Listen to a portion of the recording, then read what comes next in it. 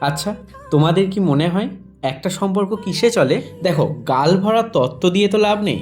কারণ হাসি, মজা, গল্প, মারপিট আর হাজারবার ব্রেকআপ আর হাজার একবার প্যাচ আপ, ব্যাস।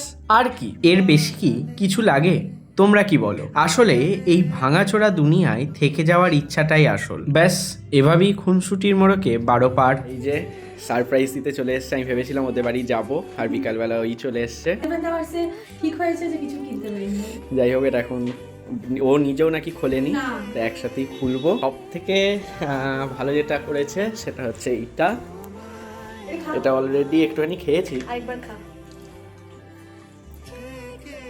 আমি ওকে বলে দিয়েছি অলরেডি, দারুণ হয়েছে। এটা ঠান্ডা হলে আরো ভালো লাগবে। এটা একদম গরম বানিয়ে এনেছে। কেমন হয়েছে? আচ্ছা, এটা ইয়ে খোল। হাতে বানানো। এটা কোথায় আমরা দেখছিলাম না? পাওয়া যাচ্ছে এখন অনেক জায়গাতেই। আমি ব্লিঙ্কিটে ভালো পেয়ে গেলাম।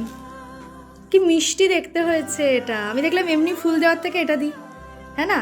তুই এখন নতুন ব্লগ করছিস, মাঝে সাঝে একটু প্রপস হিসেবে কাজে লাগবে। Flower for my flower. তো তোমরা তো দেখলে সুকন্যা এসে সারপ্রাইজটা দিল। এবার আমারও সারপ্রাইজ প্ল্যান করা ছিল, কিন্তু সেটা এবার দেরি হয়ে গেছে। তো যাই হোক, ও সারপ্রাইজ দিয়েও যেহেতু লাইভ আছে, ও তাড়াতাড়ি চলে গেছে। আর আমি ওকে কিছু বলিনি। তো দেখি লাইভে বসার আগে আমি পৌঁছে যেতে পারি কিনা ওর জন্য সারপ্রাইজটা নিতে।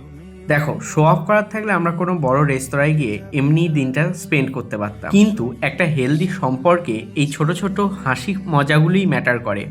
এই যে ছোট্ট একটা গিফট পেয়ে এর মুখে যে হাসিটা, ব্যাস এটার জন্যই তো ছুটে আসা।